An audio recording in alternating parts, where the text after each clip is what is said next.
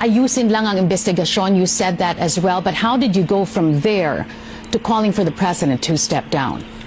Ang linaw-linaw na eh. Ayaw-ayusin yung investigation, pinagtatakpan yung mga alyado every time na may lalabas at magsasalita, ang laging sasabihin lang, destabilizer o kaya hinuyug-yug ang gobyerno. Again, corruption is destabilization. But that's where it gets tricky, Attorney Rodriguez, because who stands to benefit from your call for the president to step down? The Filipino people, Carmina, para matuldukan na itong korupsyon na ito. How can the Filipino people stand to benefit if the vice president takes the presidency by virtue of the president stepping down, when you're just going to put in place another dynasty whose history is also peppered with allegations of corruption, instability in behavior, even murder, deaths of the deaths of countless deaths of your countrymen, Attorney Rodriguez, not to mention the damage to freedom of expression, which you oddly enough claim to protect as well. Go ahead.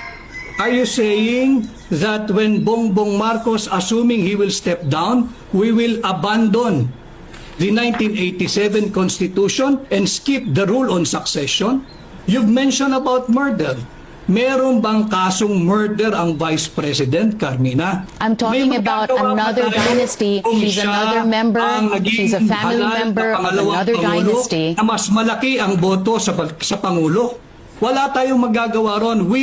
I never advocated anything that is outside of the constitutional loop or constitutional orbit.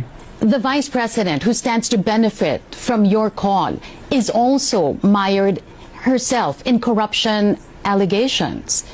How does that reconcile with your anti-corruption advocacy?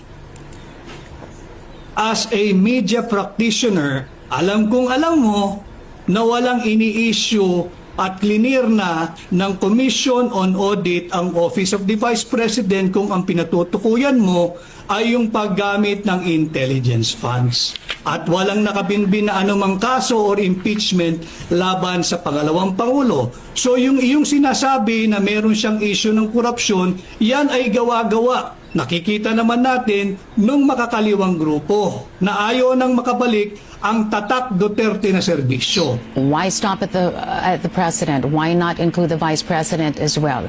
Yun ang sinasabi ng iba. Panawagan, hindi lamang ang iisa ang dapat mag-resign. Hindi lahat na mag-resign. But we're gonna have to leave it at that. As you said, pwede tayong maghapon magdiskusyon. But I appreciate your time being with us this afternoon. Former Executive Secretary Vic Rodriguez there joining us. Maraming salamat po. Salamat. Dr. Avi Blas.